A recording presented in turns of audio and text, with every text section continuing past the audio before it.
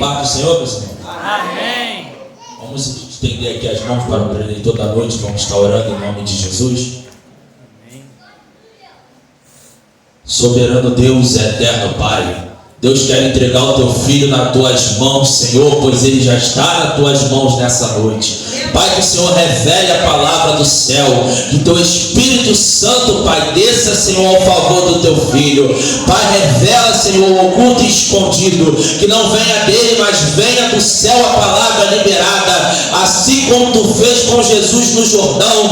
O Espírito Santo desceu como forma corpórea, e Deus, Senhor, tu abriu os céus para o teu filho naquele lugar. Abençoa teu filho, Pai, revela, Senhor, a tua palavra, da sabedoria, Senhor, e discernimento, da profundidade. Entrego ele nas tuas mãos, em nome de Jesus. Amém. Amém.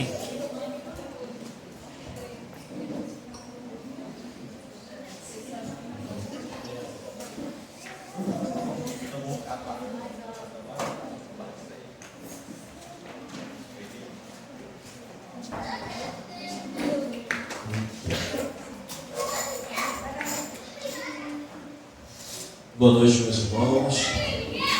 Saúde a todos com a paz do Senhor Jesus. Amém. Não diferente do que já foi anunciado e falado algumas vezes, também vamos abrir em Efésios. Glória a Deus.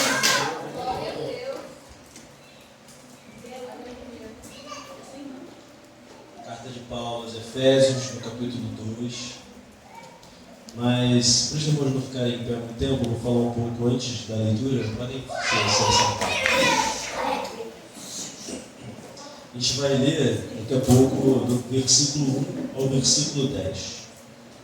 Carta de Paulo aos Efésios, capítulo 2, versículo 1 ao versículo 10. Mas antes eu queria agradecer o convite de estar aqui, como meu amigo Diácono Luiz também já disse. Nós somos de um pouco longe, somos do Rio de Janeiro, mas uma grata satisfação ver que o Espírito Santo ele é o mesmo em todos os lugares. Nós somos um corpo só, um só Espírito. Nós seguimos a mesma palavra e é claramente que o amor de Deus está aqui. O Espírito de Deus se manifesta no meio de vocês, como também lá na freguesia, e sentir essa ardência, esse desejo dos irmãos por Deus é muito bom, né? Quem ama Deus sente isso em qualquer lugar onde está. Eu me sinto muito feliz também pela confiança, né, de nos dar o culto, porque é uma responsabilidade muito grande falar da palavra do Senhor. E o pastor Albuquerque também não me deu uma missão fácil, né? Me deu a missão de falar sobre os 5 solas, um tema que fala sobre a reforma protestante. E para falar um pouco sobre isso, eu queria que os irmãos lembrassem.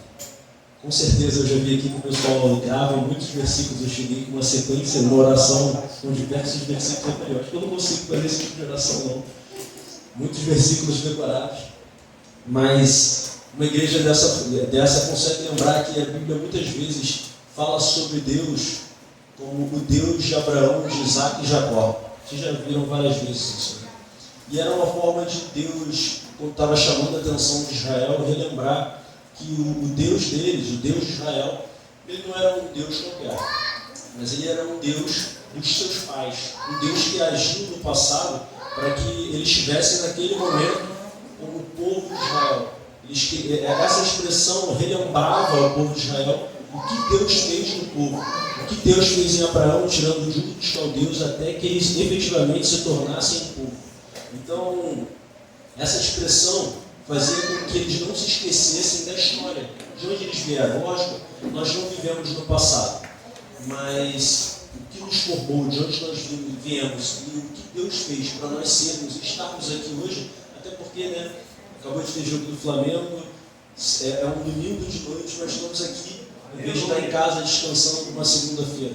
Então, o que Deus fez antes na sua vida, para que hoje você decidisse estar aqui na igreja.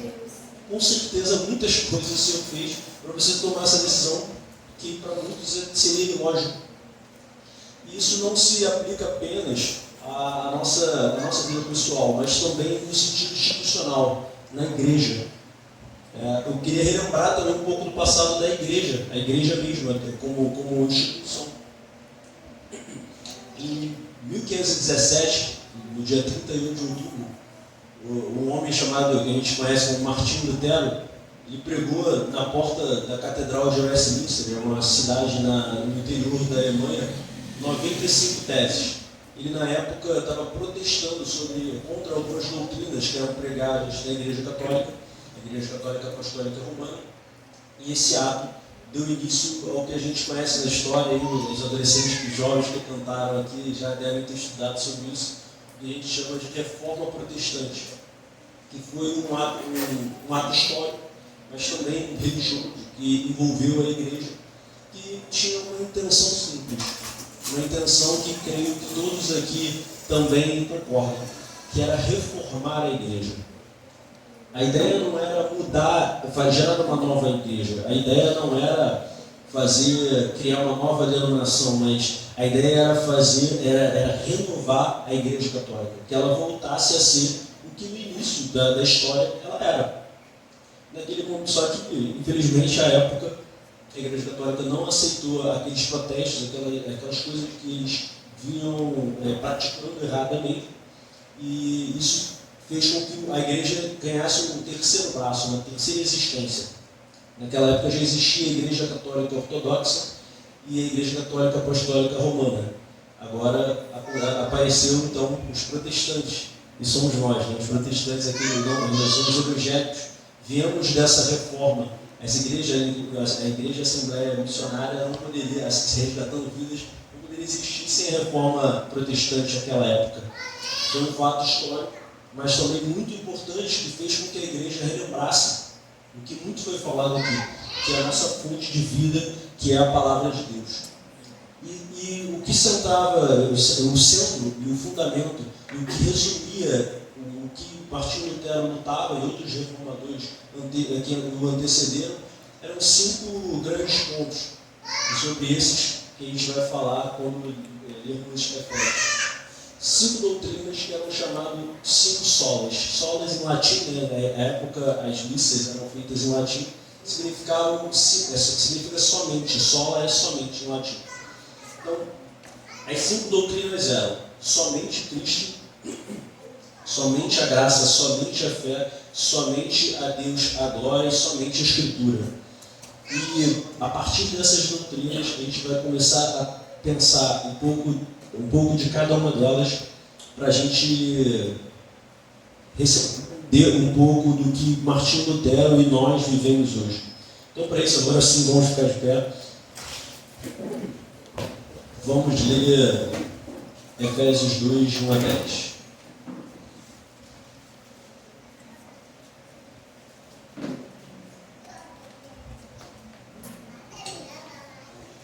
Diz assim a palavra de Deus.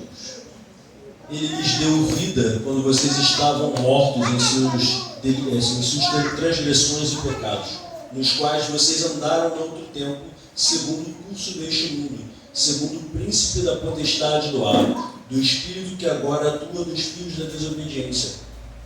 Entre eles também nós todos andamos no passado, segundo as inclinações da nossa carne, fazendo a vontade da carne e dos pensamentos.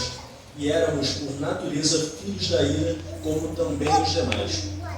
Mas Deus, sendo rico em misericórdia, por causa do grande amor com que nos amou, e estando nós mortos em nossas transgressões, nos deu vida juntamente com Cristo. Pela graça vocês são salvos. E juntamente com Ele nos ressuscitou, e com Ele nos fez assentar nas regiões celestiais em Cristo Jesus. Deus fez isto para mostrar nos tempos vindouros a suprema riqueza da sua graça em bondade para conosco em Cristo Jesus. Porque pela graça vocês são salvos mediante a fé. Isto não vem de vocês, é dom de Deus, não de obras para que ninguém se glorie, pois somos feitura dele, criados em Cristo Jesus para boas obras, as quais Deus de antemão preparou para que andássemos nela. Senhor, eu louvo o teu santo nome pela tua palavra e peço, como o irmão já orou, que o Senhor me use para falar da tua palavra, para entendermos mais o que o Senhor quer falar conosco hoje. E que as pessoas saiam daqui conhecendo mais e amando mais a ti. Em nome do Senhor Jesus. Amém. Vamos assentar.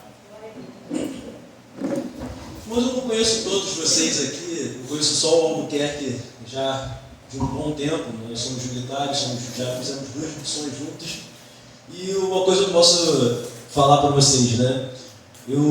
Além de ver o quanto de fervor que essa igreja tem, quanto de dedicação que vocês têm, eu também tenho o exemplo do Albuquerque, que às vezes eu pegava ele lá no hangar, estudando a Bíblia, lendo em lugares completamente aleatórios as Escrituras, e sempre estudando, sempre dedicado às Escrituras. Mas eu não digo isso para aumentar o ego dele, não. Eu estou dizendo isso porque os pastores de uma igreja eles são reflexos das ovelhas. Os pastores não são nada além do que ovelhas que são chamadas para liderar. Então, se ele é dedicado assim, é porque a igreja é essa. E assim, isso a gente já percebeu. Já percebeu quantas pessoas se dedicam, às vezes com playback, às vezes com diversas coisas. A gente usa as ferramentas que vocês têm para fazer o melhor que vocês podem. Isso é muito bom, é muito feliz, é muito honrado, isso aí é satisfatório de ver. Mas eu comecei a falar isso não só para elogiar os irmãos, porque a gente sabe que Deus não está muito ligando os meus elogios para vocês, mas porque eu queria chamar os irmãos para um exercício que é na verdade impossível, mas com as dicas que a palavra, as Escrituras nos dá, a gente consegue nos aproximar. E eu acho que a gente vai chegar no final desse exercício às mesmas conclusões. O exercício é o seguinte: da mesma forma que eu posso gerar uma perspectiva da igreja de vocês, e como eu já tenho uma perspectiva do pastor Albuquerque, eu vou tentar fazer um exercício com os irmãos que nós tentemos imaginar a perspectiva, a visão de Deus de nós mesmos. Esse vai ser o nosso exercício. Para isso, a gente vai ter que relembrar algumas coisas. Eu vou dar algumas dicas que são afirmadas pela própria Escritura. A primeira dica para a gente fazer esse exercício é que Deus é eterno. Ele não tem início e ele não tem fim. Isso quer dizer, então, que ele conhece as circunstâncias que são anteriores ao seu nascimento, as circunstâncias da sua família, a história após o seu nascimento, as coisas que te influenciaram, toda a sua história, ele efetivamente conhece. Mas não só isso, o fato de ele ser eterno, ele conhece até a sua morte. Nada passou desapercebido. Todos os atos, tudo que sem querer aconteceu, as maldades, as bondades que te rodearam, Deus sabe. Mas ele não é só eterno. Eu já até incluí aqui 2 outros atributos. Ele é onisciente e ele é onipresente. Isso quer dizer que ele sabe de todas as coisas e ele está em todo lugar. Isso pode ser, é muito grandioso, é muito importante, mas também é assustador, porque isso quer dizer que ele entende a nossa formação, entende os nossos pensamentos. Já pararam para pensar no perigo que é isso? Deus, ele conhece os nossos pensamentos. Isso quer dizer que tudo que nós pensamos antes de fazer e até aquelas coisas que nós criamos, ele entende. Ele, por ser onipresente e onisciente, ele conhece todos os nossos atos, até os mais escondidos, os sites que qualquer um entrou, os olhares que nós demos, as boas atitudes, as nossas boas características, as nossas más características, e nada, em momento algum, fugiu a Deus. Ele é onipresente, onisciente e ele é eterno. O tempo não passa para ele. Então nós temos que considerar isso. E isso tudo se aplica tanto no sentido macro como no micro, né? A gente já pensou aqui no micro, como Deus entende e vê a nossa mente. Mas ele também compreende o quanto a nossa vida, os nossos pensamentos, as nossas decisões, o nosso dia a dia influenciam outros. Porque nós não vivemos isolados. Nós vivemos no corpo, né? Não só na igreja, mas também nós temos nossos trabalhos, temos a nossa família. E por conta dessas atitudes que temos, pensamentos que temos, ele sabe o quanto nós influenciamos os outros, né? Eu comecei a dizer que Deus sabia a nossa formação. Mas só que outras pessoas são formadas por nós. Outras pessoas são influenciadas por nós. E ele sabe a influência que nós tivemos na vida de outras pessoas. Antes de concluir esse exercício, eu queria lembrar também, irmãos, que Deus é um juiz justo. Aleluia. Então quer dizer que todos os nossos bons atos foram efetivamente vistos por Deus. Mas quer dizer também que toda mentira, toda fornicação, roubo, inveja, ciúme, ira desenfreada, qualquer injustiça, tudo que nós possamos ter feito, qualquer pecado, todos os pecados que nós fizemos, eles foram efetivamente vistos por esse juiz que é justo. Isso, por ele ser também onipotente, nossos cargos, nossas habilidades, nada disso deixa Deus, poxa, esse não, mas ele é diácono, mas ele é pastor, não, ele é um homem dedicado à música, nada disso deixa Deus surpreso. Porque quem sou eu e você diante de Deus? Ele tem todo o poder. Então ele é um juiz que também ele não é influenciado por ninguém. Não dá para subornar Jesus, não dá para subornar Deus, porque ele já tem todo o poder. E esse juiz é justo. E por fim eu chego na pergunta, considerando isso, o que Deus pensa de mim? E eu quero que vocês pensem assim também. Não respondam para mim, por favor, mas respondam para si próprio. O que Deus pensa de mim? Irmãos, eu acho que a conclusão, como eu disse, inicial, eu acho que vai ser igual para todos. A Bíblia deixa claro que todos os pecados ilícitos estão da glória de Deus. Isso quer dizer que a conclusão fatal, se você for sincero consigo mesmo, é que a visão de Deus sobre nós é de reprovação.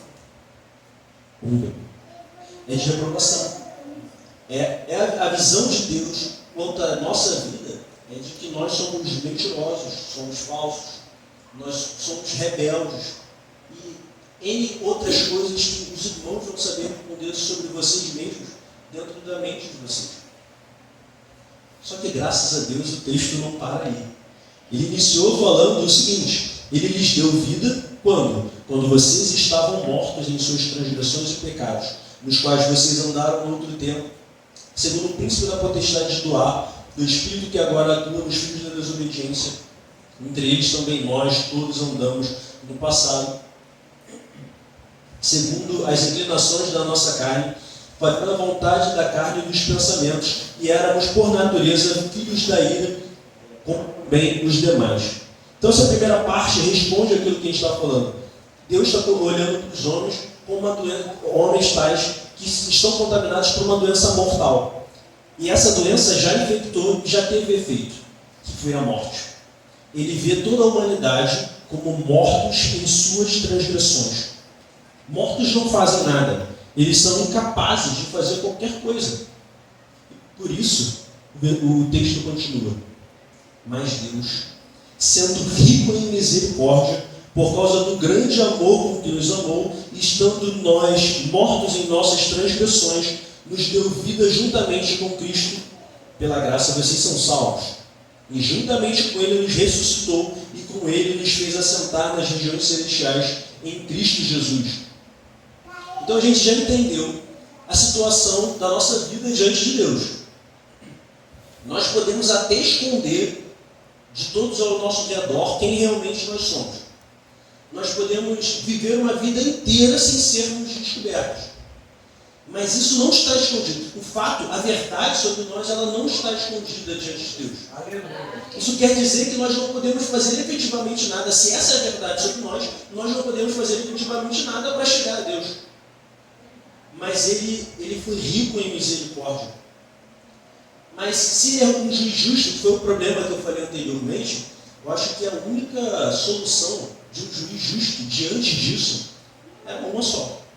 Se o juiz é justo, ele vai agir com condenação. Ele precisa condenar se ele é um juiz justo. Mas Deus também é amor. E graças a Deus por isso. Deus ele é infinito em misericórdia.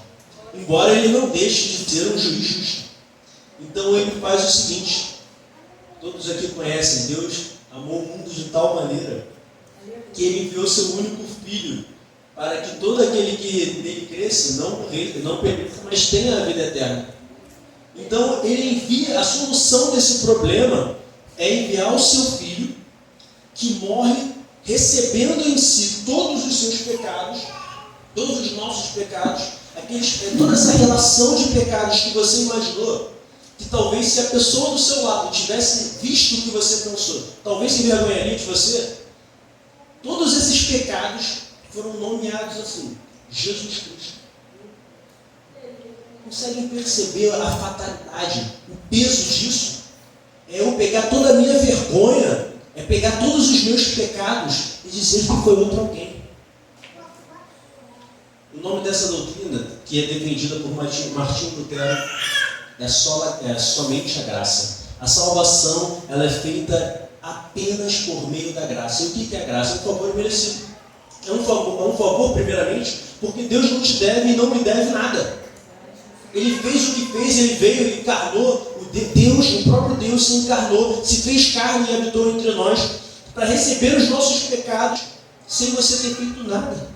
Na verdade, fez tudo ao contrário. Tudo o que nós não deveríamos fazer, nós fizemos e somos, na verdade, merecedores da condenação. E é um favor que não termina aí, imerecido. É um favor imerecido, por isso que é somente a graça. Nada que nós podemos fazer, nada pode, talvez, surpreender o coração de Deus. Talvez gerar algum merecimento diante de Deus. Porque diante de Deus e sendo Cristo, nós somos apenas mortos em nossas transgressões. Mas desse texto também emana uma segunda doutrina, que é somente Cristo. Porque, pensem os irmãos ouviram nessa história toda aqui a atitude de alguém além de Deus? Porque só poderia fazer alguma coisa alguém que teria o feedback de Deus desse exercício, como Jesus teve. Se vocês lembrarem da transfiguração, tem um momento que Deus aparece e fala aos apóstolos que estão com ele: este é o meu filho amado em quem me comprazo, a ele ouvi. Ele é o único homem que, se fizesse esse exercício conosco aqui, teria essa resposta de Deus: esse é meu filho amado em quem me comprazo, a ele ouvi. Ele era o único homem que realmente poderia sair desse exercício tranquilamente, sem ter nenhuma gaivotinha do mal na relação dele de pecados, porque não tinha pecados. Ele era um homem completamente santo. E toda a ação foi feita por ele. Foi ele que foi à cruz, não foi mais ninguém. Então, só por Cristo, somente por Cristo, há salvação. Não há salvação por nada além disso. Não há salvação no nosso trabalho. Não há salvação em outras divindades, em outras religiões. Não há salvação em outros senhores. Não há salvação em qualquer coisa que seja. Só há salvação em Jesus Cristo. Porque só Ele recebeu todos os nossos pecados e nos justificou. Ou seja, nos fez santos, porque Ele tirou de nós o pecado que realmente nos pertence. A obra de Jesus, ela não terminou aí. A obra de Jesus não terminou na sua morte. Mas Ele fez um pouco mais. Na verdade, não só um pouco mais, Ele fez muito mais. Na sexta-feira, Ele morreu e carregou consigo todos os seus pecados. Mas no domingo, Ele ressurgiu. A ressurreição de Jesus faz isso tudo que nós fazemos aqui ter sentido. Valida tudo que nós fazemos aqui. Porque a condenação realmente teria sido justificada. Um homem santo recebeu todos os nossos pecados e ele foi efetivamente punido. A ira de Deus foi satisfeita na morte de Jesus na cruz. Só que alguns dos senhores que cumprem a lei, os sinais de trânsito, já receberam um prêmio por isso? Eu vou te dar um prêmio porque você parou no sinal vermelho. Eu vou te dar um prêmio porque você avançou no sinal verde. Já viram isso? Se tiver algum lugar premiando assim, me avisa. Por favor. Mas não existe. Então para quê? Deus já não está te condenando. Para que te dá céu?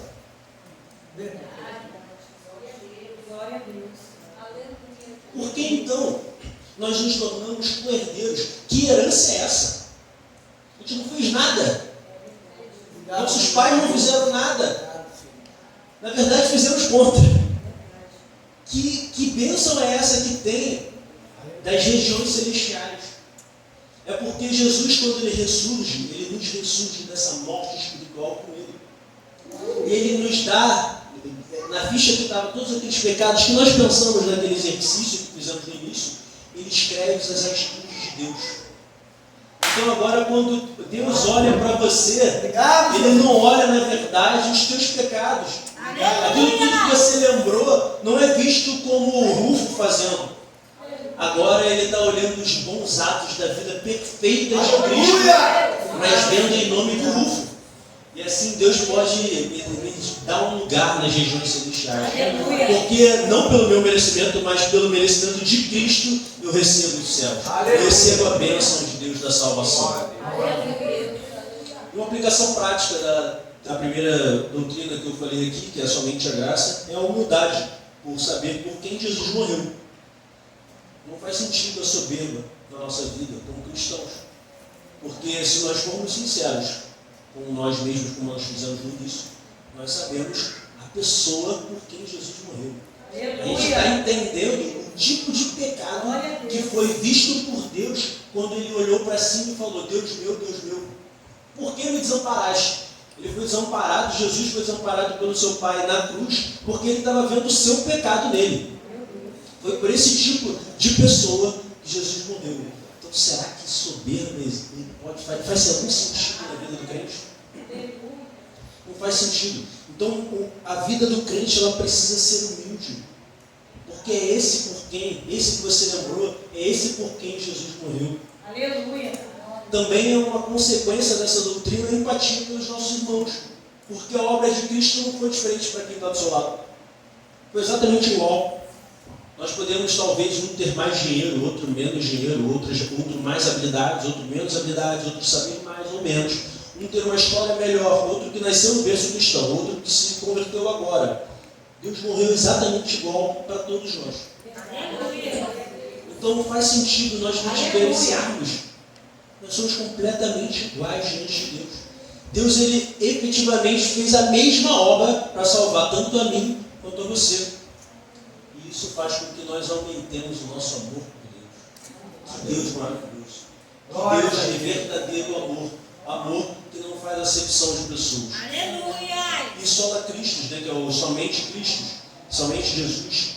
Essa doutrina nos faz dar certeza de que aquele Jesus que nós oramos aqui, como vocês estavam fazendo no início, todos nós fizemos no início diversas vezes durante a primeira parte do culto, ele não é um Deus que não sofreu a vida comum, mas é um Deus que efetivamente entende o que é dor, ele entende o que é a traição, ele entende o que é o abandono, ele entende as lutas do dia a dia.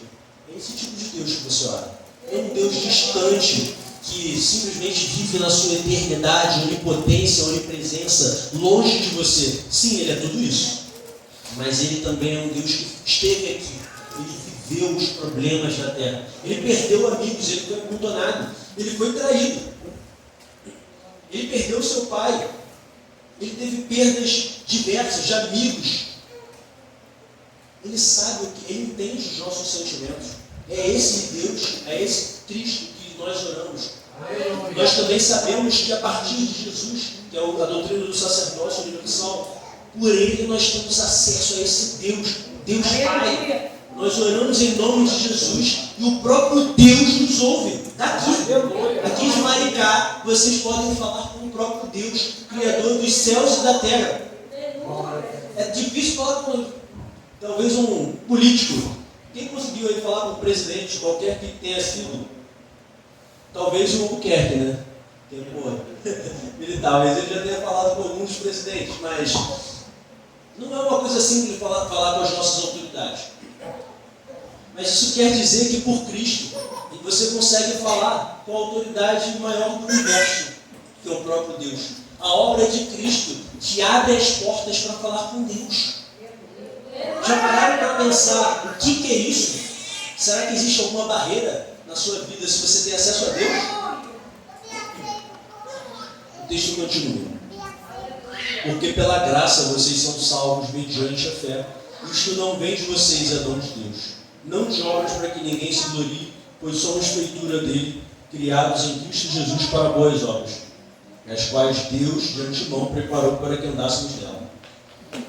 A morte de Jesus, ela não foi jogar pérolas aos povos.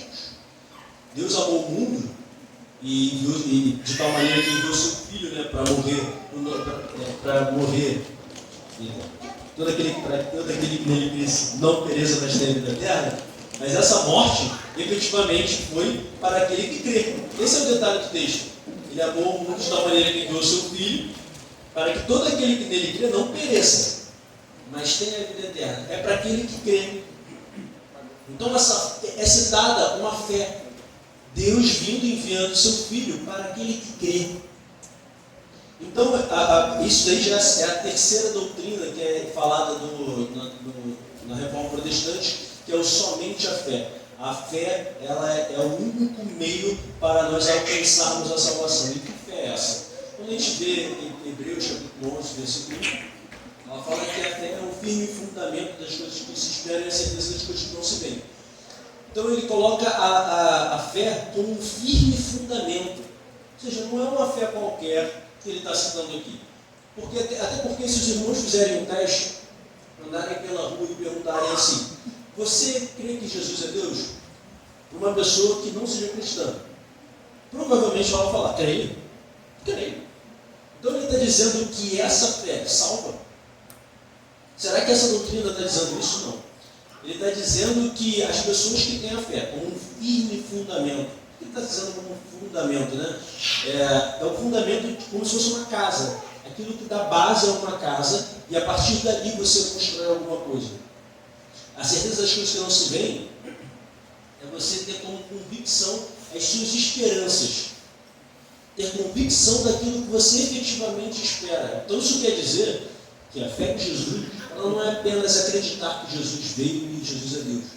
É você usar disso e essa fé, essa crença, ser a base, o fundamento da sua vida. Para tudo. Quer dizer que a fé, se ela é um firme fundamento, o seu trabalho, ele é para Cristo. Quer dizer que a sua vida por completo, o seu casamento, ele é para Cristo. Quer dizer que os seus filhos são para Cristo.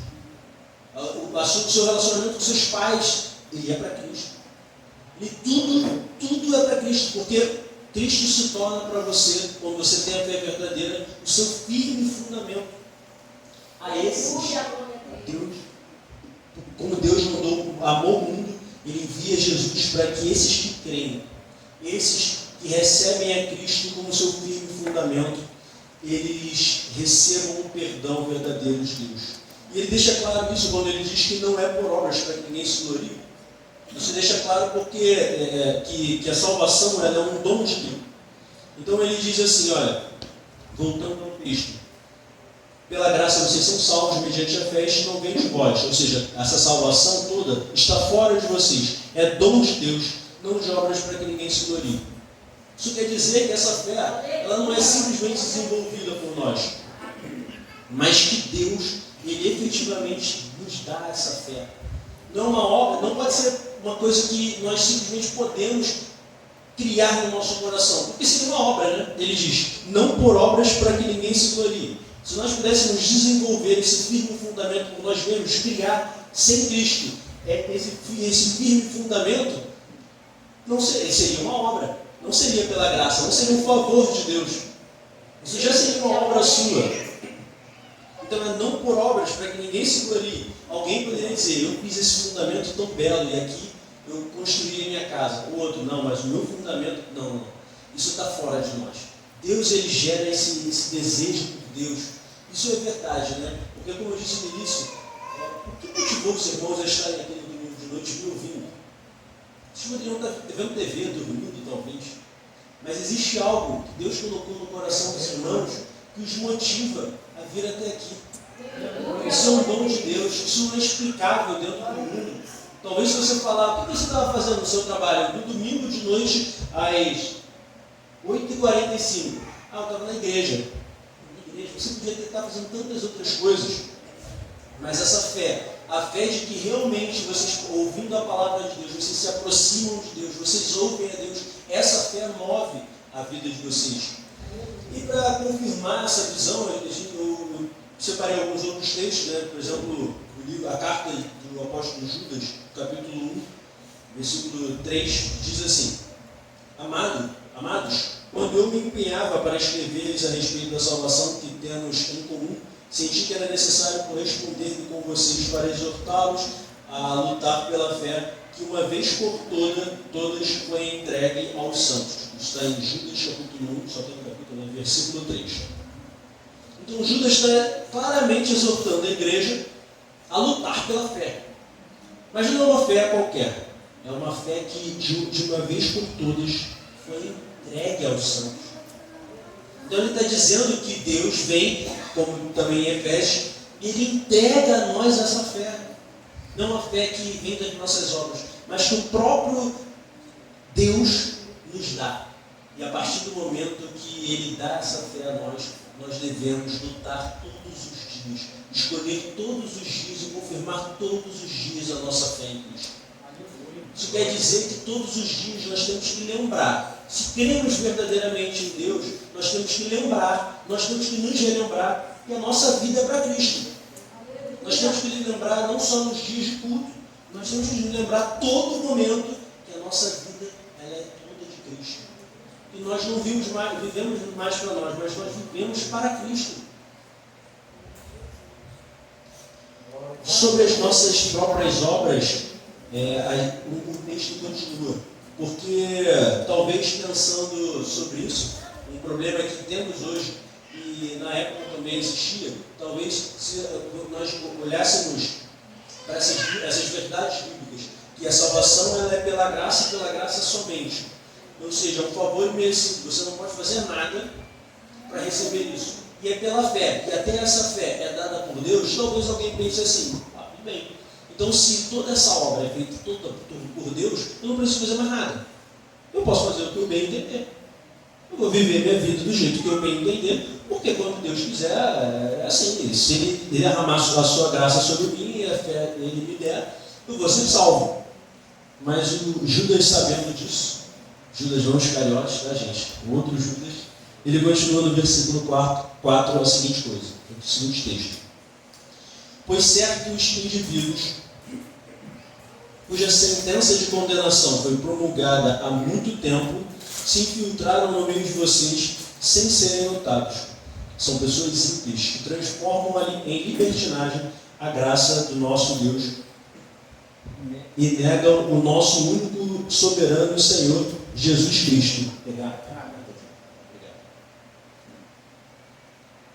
Aleluia. Glórias a Deus.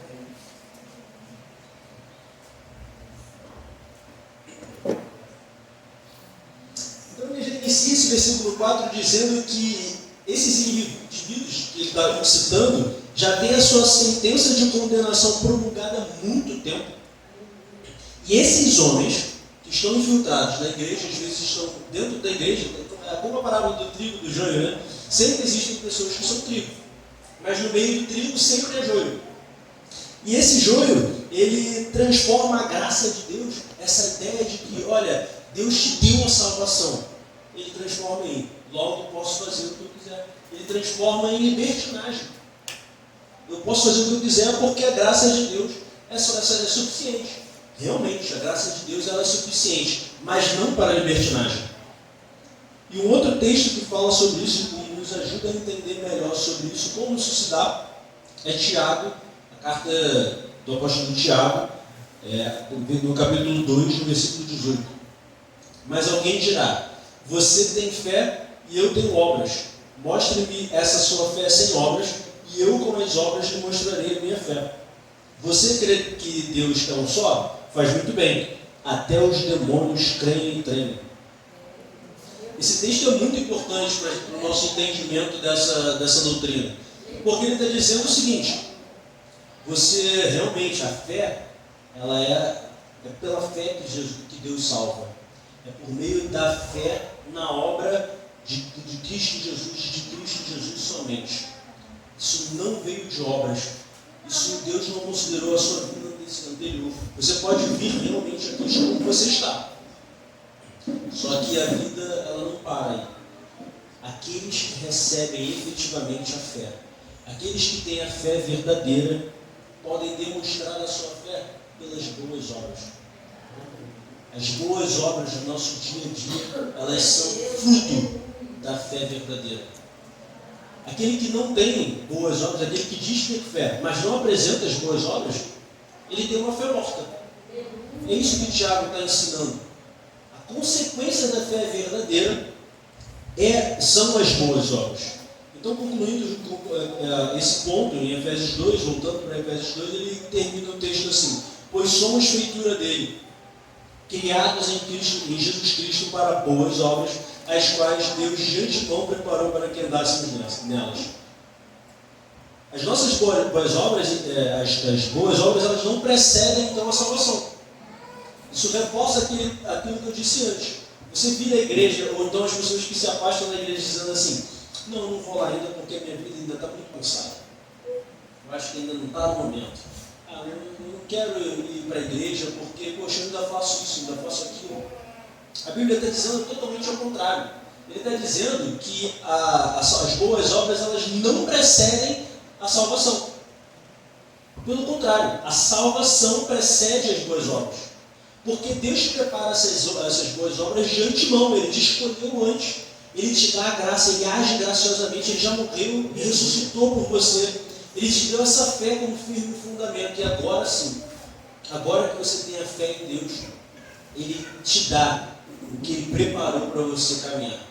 Isso quer dizer então, irmãos, que a sua vida, se você tem a fé em Deus, quer dizer que Deus tem um caminho traçado para você. Aleluia. Quer dizer que Deus tem efetivamente um plano de boas obras para cada um de nós. Não necessariamente são obras que vão nos agradar.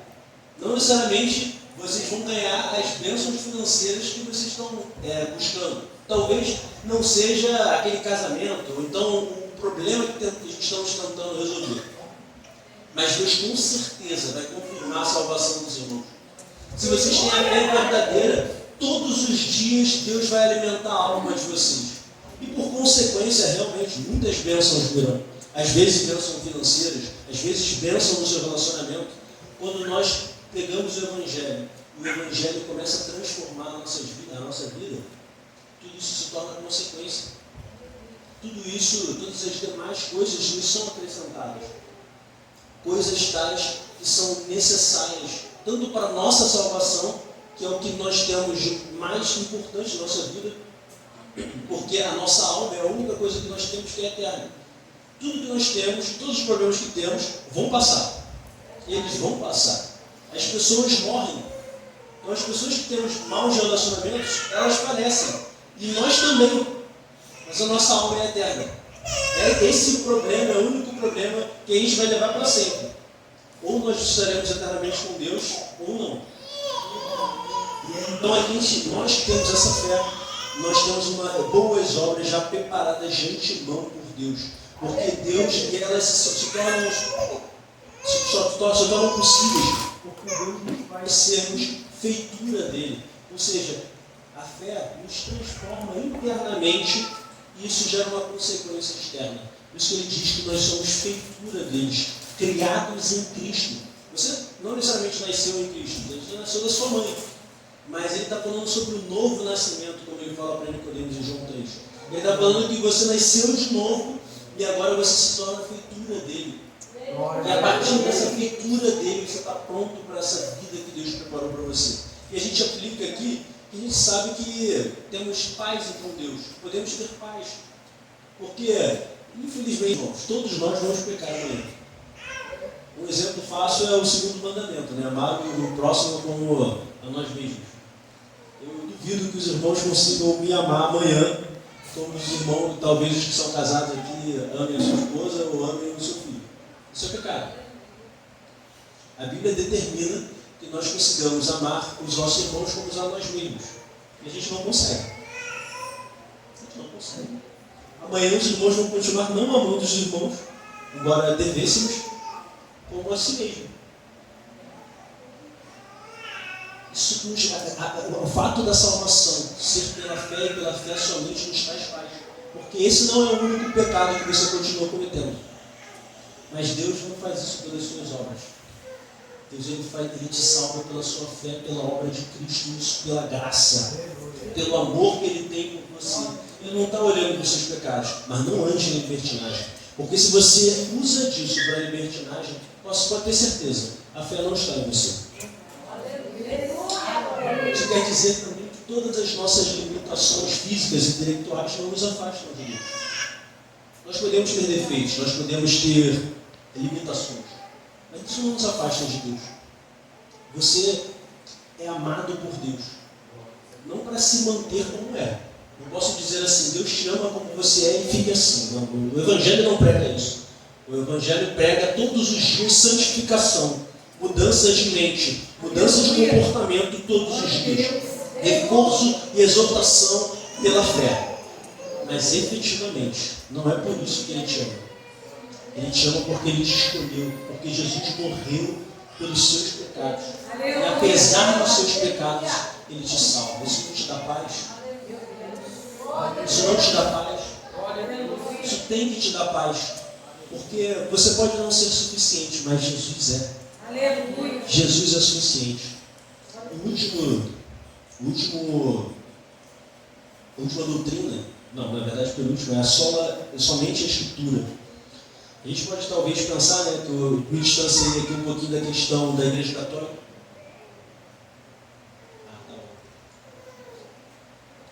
A gente pode pensar assim, poxa, por que então a Igreja Católica à época ela se distanciou tanto disso? Poxa, isso está escrito, isso é muito fácil. Está tudo escrito aqui.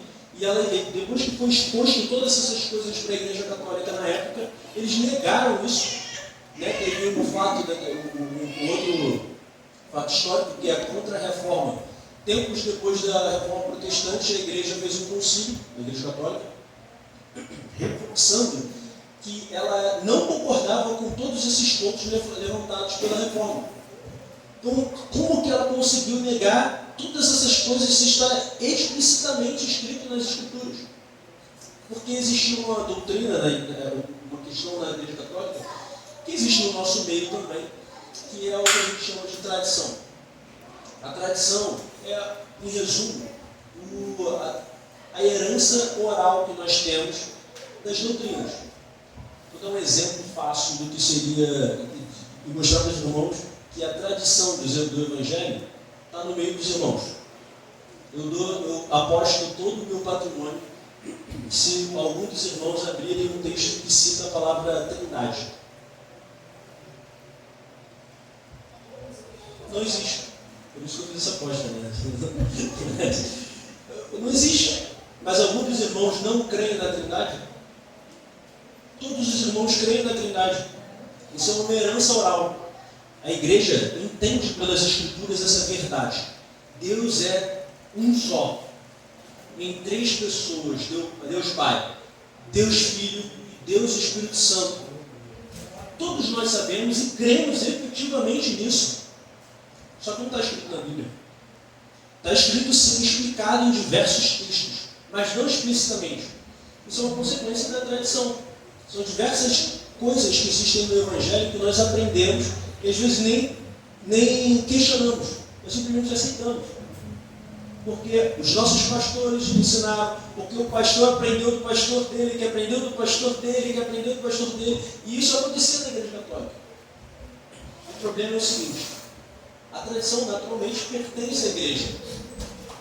E eles entendiam que as Escrituras vinham dessa tradição, era fruto dessa tradição. Ou seja, as Escrituras, a Bíblia Sagrada, ela emanava da própria igreja. Então não faria sentido, na visão da igreja católica, que a Bíblia tivesse mais importância do que a tradição. Se ela é aquela que gerou a Bíblia, porque a Bíblia, que é gerada pela igreja, ela tem que ter uma importância maior do que a própria igreja, que é dona da tradição. Eu não posso responder isso, mas a Bíblia mesma pode responder. Em 2 Timóteo 3,14, diz assim: quanto a você, permaneça naquilo que aprendeu e em que acredita firmemente, sabendo de quem você o aprendeu e que desde a infância você conhece as sagradas letras que podem torná-lo sábio para a salvação pela fé em Cristo Jesus. Aí ele fala: toda a Escritura é inspirada por Deus e útil para ensino, para repreensão, para correção, para educação na justiça, a fim de que o servo de Deus seja perfeito e perfeitamente habilitado para a boa obra. Então lembra que a gente confirma todos os dias pela fé, a nossa fé com as obras, transformando a nossa mente, as nossas atitudes. Ele diz aqui, esse texto está dizendo, ensinando para a gente que o manual que a gente segue para essa transformação é as Escrituras. Que o conhecimento das Escrituras, a dedicação à leitura, o exame como Jesus determinou que façamos das Escrituras, isso sim nos habilita para que sejamos perfeitamente habilitados para boas obras. Isso nos habilita para as boas obras.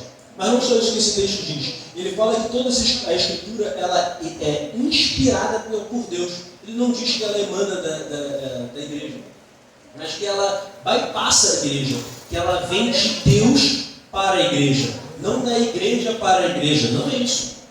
Isso quer dizer que a tradição ela pode até ser positiva em muitos pontos.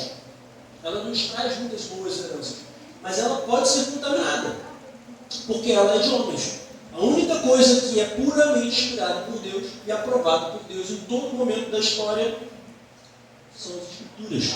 É a Bíblia. Só isso é o nosso manual de fé e prática. E a aplicação, e a aplicação para a nossa vida disso, que é a doutrina das somente Escritura, só a Escritura, é que a gente sabe então que nós temos a revelação de Deus em nossas mãos. A palavra do próprio Deus está da sua posse. Hoje você pode comprar uma Bíblia. É a palavra de Deus revelada para os homens. Se você não lê, é só porque você não quer. Porque você tem tudo para a sua vida ali. Todas as suas dicas para todo tipo de problema. Para todas as suas soluções. Você tem todo o consolo ali. Você tem todas as formas de caminhar. Todas as respostas. Você tem o caminho, a verdade e a vida ali. Será que nós não deveríamos nos debruçar nisso? O segundo ponto é a confiança no futuro. Porque Jesus pode não voltar agora. Pode voltar daqui a 100 anos, 200 anos. A igreja vai continuar sendo a mesma e louvando exatamente o mesmo Deus. Porque as igrejas podem mudar. Isso é normal, é um processo normal. Mas as Escrituras, elas jamais vão mudar. A palavra de Deus, ela jamais muda. Então a gente pode confiar que os nossos filhos vão poder ver e ler e entender a mesma palavra de Deus. Que Deus fala a partir das Escrituras. E assim eu concluo com a última doutrina, que é o somente a Deus a glória. Aí eu vou fazer isso rápido, porque tem 3 minutos. Mas, só rebobinando rapidamente, a gente sabe que por natureza, a gente percebeu no início, por natureza, nós somos pecadores. Nós somos reprovados diante de Deus. Mas que Deus, por nos amar, Ele agiu graciosamente. Ele agiu com um favor imerecido. E nos deu a fé. Quando nós estávamos lá rebeldes, não crendo, rebeldes contra Deus, Ele colocou uma semente no nosso coração, uma semente da fé. E essa fé germinou. E ela nos fez viver em novidade de vida. Aleluia. Todos os dias, então, nós começamos a lutar pela nossa vida, pela nossa fé. E lembrando disso tudo, fazemos isso tudo, porque temos um Deus que foi um servo sofredor. A gente adora um Deus que viveu nessa terra, que Ele encarnou. Não é um Deus que está longe, mas é um Deus que está perto. Então, somente em Cristo nós confiamos. Nós já lembramos a graça, a fé e Cristo. E fazemos isso, nós nos amoldamos a partir das Escrituras e das Escrituras somente. Podemos sim usar dos ensinamentos dos nossos pastores. Devemos, inclusive, ouvir as orientações dos nossos pastores, da nossa mãe, dos nossos pais. Mas existe só um manual de fé e prática, que é as Escrituras. E, por fim, a consequência, eu não preciso expor tanto, mas a consequência disso tudo é o seguinte: somente a Deus agora. Aleluia. A quem mais nós podemos depositar a honra, louvor, senão a Deus, se toda a nossa vida e toda a nossa eternidade depende somente dEle? A última doutrina da Reforma Protestante era tentando lembrar a igreja de que homens, os santos, né, que são tão venerados na igreja católica, eles podem ser um exemplo. Homens que viveram diante de Deus a sua vida, mas eles não salvam. Eles também pecaram, eles também reprovariam naquele exercício do início. Só Jesus é o Filho amado em quem Deus se compraz. Só Jesus era um homem aprovado, nenhum outro. Então a gente, a partir disso, sabendo que não há homem, só Deus pode fazer essa obra diante de nós. Nós damos a Ele toda a glória. Nós agora podemos, Ele merece que a sua vida inteira, por completo, todas as regiões sejam colocadas diante de Deus. Porque a verdade, irmãos, é que isso já está diante de Deus. Vai ter um momento, no fim, que a glória de Deus vai alcançar toda a terra. A Bíblia diz que em um momento, toda língua, todo joelho se dobrará, e toda língua confessará que Jesus Cristo é o Senhor. A glória de Deus se manifestará em toda a terra. Só que tem um detalhe. A glória de Deus se manifestará para alguns para a glória eterna, mas outros para a condenação eterna. Irmãos, eu convido os irmãos a viver a fé como um firme fundamento. Lembra disso amanhã na segunda-feira, lembra na terça, lembra na quarta, quinta, sexta, sábado, 365 dias de todos os anos da sua vida.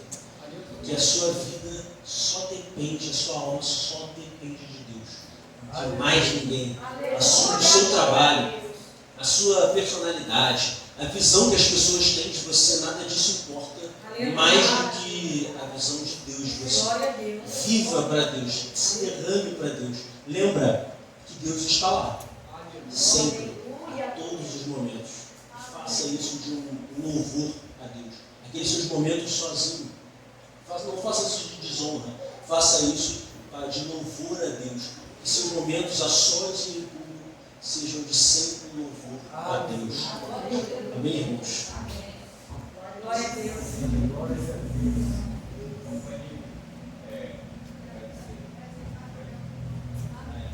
Amém, igreja? Amém. Glória a Deus. Como foi dito, né, pelo presbítero aqui, nós nos conhecemos, né, lá do trabalho, tivemos a oportunidade de viajar juntos, né, por 2 meses. Ano passado para a África, fomos para a África, este ano fomos para o Chile, Argentina, Peru, e fizemos a obra do Senhor lá no trabalho. Como já falei aqui para a igreja, foram 3 almas para o Senhor nesta viagem, e ele também estava lá, junto com o que nos visitou ontem aqui no culto do jovem, somando lá, puxando a rede conosco, né? Ele tem vários dons, toca teclado, violão, então estava lá ajudando também, pregando também.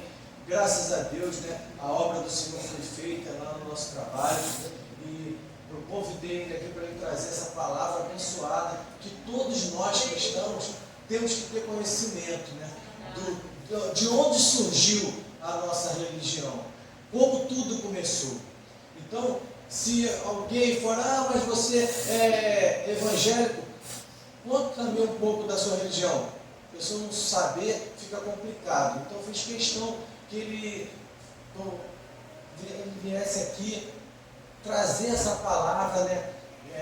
O mês da Reforma Protestante foi em outubro, como ele falou aqui, dia 31 de outubro, já entramos em novembro, mas o convite foi feito no mês passado, e ele saiu de longe, irmãos, lá da freguesia, junto com a esposa dele, criança pequena, ele recém-nascida, trouxe aí o diácono também, para vir aqui em Maricá, né, trazer essa palavra para os irmãos, que possamos ter isso como exemplo, não medir esforços para a obra do Senhor.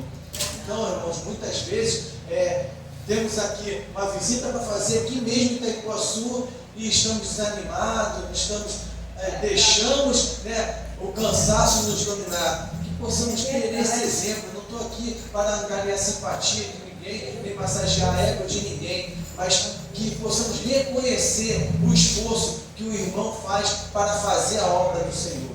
Então, que possamos meditar nessa palavra. Isso não foi somente uma pregação, foi uma aula que todos nós tivemos aqui hoje, para a honra e a glória do Senhor. Amém? Amém. Eu agradeço a oportunidade e passo a palavra para o pastor Antônio. Sim, o diácono Luiz, é a sua esposa. A esposa dele veio também com o presbítero Rufo. Como eu já falei, a esposa dele também está conosco, né? E tudo é para a honra e glória do Senhor. Fala a igreja com a paz do Senhor, igreja. Amém. Amém. Terça-feira temos consagração, né, das 9 ao meio-dia. Terça-feira à noite temos culto de oração, igreja. Venham para a oração. Sabemos que o crente sem oração, ele é um crente vazio e presa fácil para Satanás. A oração é a chave da vitória. Foi na oração, que Deus deu Samuel a Ana, deu um milagre. Então venha para a oração em nome de Jesus. Terça-feira à noite, das 7 às 9 da noite. Os irmãos que puder, venham nos ajudar. Quinta-feira temos culto de libertação. Culto de libertação, terça-feira, das 7 às 9 da noite, igreja. E temos a mini vigília. Quer falar, Daniel? Meus irmãos, a paz do Senhor mais uma vez, amém? Sábado a gente tem a mini vigília jovem aqui na igreja, sabendo todos os irmãos que a obra não é para mim, não é para os pastores, mas é para Deus, amém? Porque toda a Bíblia diz que todas as coisas cooperam para o bem daqueles que amam ao Senhor. Então quero te fazer um convite para sábado estar conosco. Quem puder estar presente, vai começar às 7 horas, mais tardar vai acabar às 11 horas da noite, amém? E assim agradeço a minha oportunidade. E assim agradeço a minha oportunidade em nome de Jesus. Glória a Deus, amém. Foi uma bênção, igreja. É muito bom estar na presença do Pai. Que o Senhor continue abençoando, amém. O presbítero, a esposa, amém. O diácono, Luiz, Deus abençoe ele, a família dele e a nossa também. Então, Fabiano vai estar orando, em nome de Jesus. Chegamos já ao final do culto.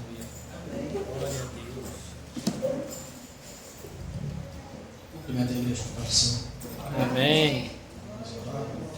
Glória, glória, glória, glória, glória, glória a Deus, soberano Deus, maravilhoso, eterno Pai, Pai querido, Pai amado, muito obrigado, ó Pai, por mais uma noite que o Senhor nos concedeu, ó Pai, obrigado Espírito Santo, pela vida de cada um, ó Pai querido, que se encontra essa noite na sua casa, ó Pai, Senhor querido, venha Senhor querido, nos levar embaixo das suas mãos, nos guardando, livrando, ó Pai, nos dá uma semana abençoada, Senhor, cuida da nossa casa, da nossa família, ó Pai, cuida do nosso emprego, Senhor querido, abre porta, ó Pai, para aquele que pede a porta do emprego, Senhor, Espírito Santo, nos dá uma noite abençoada, Senhor, nos leva, Senhor, embaixo das suas mãos, Senhor, nos guardando e livrando, em nome de Jesus. Amém. Amém. Glória a Deus.